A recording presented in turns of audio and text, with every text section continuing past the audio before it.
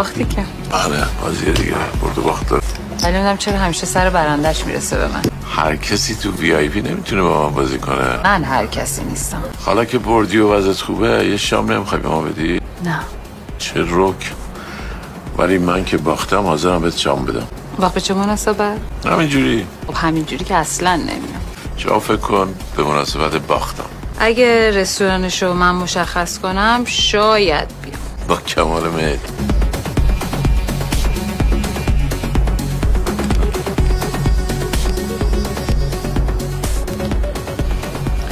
شماره من. چطور؟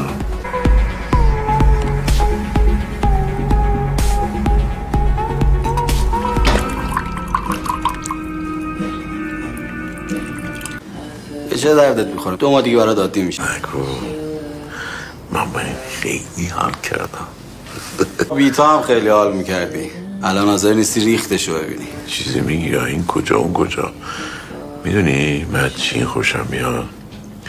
دختر سفتیه با جنبه.